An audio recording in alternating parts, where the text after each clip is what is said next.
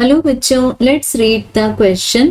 A force F vector equals to 3i cap plus 4j cap Newton acts on a particle moving in xy plane.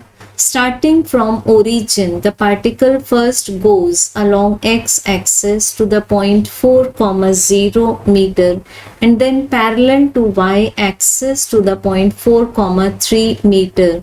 The total work done by the force on the particle is.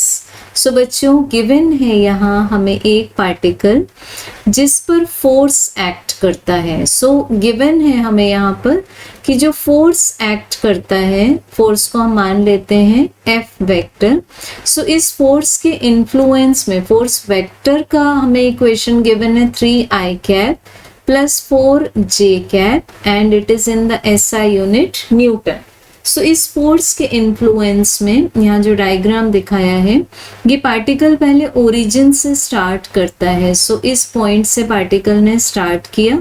अब ये x axis पर पहुंचता है point 4,0 metre पर, because x axis पर every Y coordinate is 0. सो यहाँ पर x axis पर इसने कितना डिस्प्लेसमेंट कवर किया, 4i cap, where I cap is a unit vector along positive direction of x axis.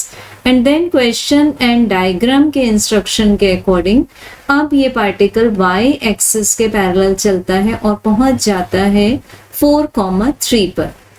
सो इसका x कोऑर्डिनेट तो सेम बना हुआ है, बट इसका y कोऑर्डिनेट चेंज हो गया. इट मीन्स अब अगर हम इस पॉइंट को नेम कर दें A और इस फाइनल पॉइंट को नेम कर दें B, सो हमारे पास OA डिस्प्लेसमेंट वेक्टर है 4i कैप एंड हमारे पास देन AB डिस्प्लेसमेंट वेक्टर आ जाएगा 3j cap, where j cap is a unit vector along positive direction of y axis. So अब हम यहाँ लगा सकते हैं triangle law of vector addition and origin से पॉइंट B को जब हम ज्वाइन करते हैं तो पार्टिकल का डिस्प्लेसमेंट डायरेक्शन मिलता है हमें O से B तक.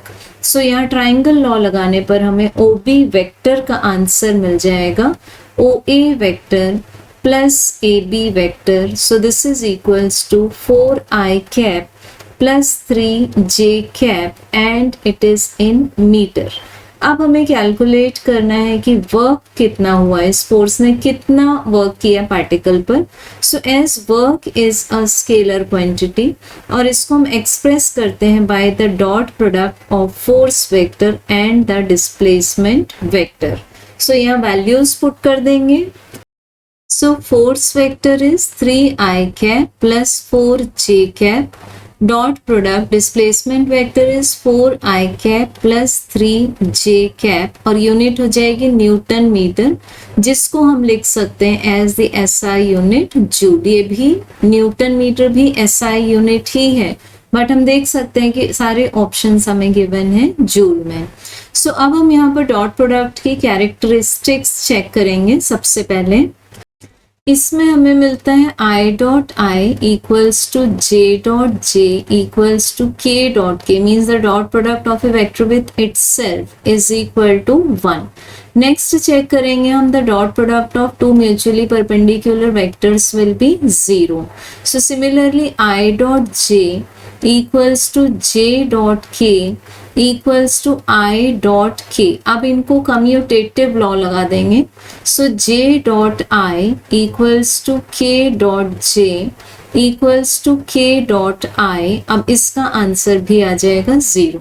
सो अब जो हमें वर्क डन निकालना है, इसमें हमें फर्स्ट प्रोडक्ट मिलेगा 3 multiplied by 4 plus second term मिलेगी 4 मल्टीप्लाइड बाय 3 इन जूल.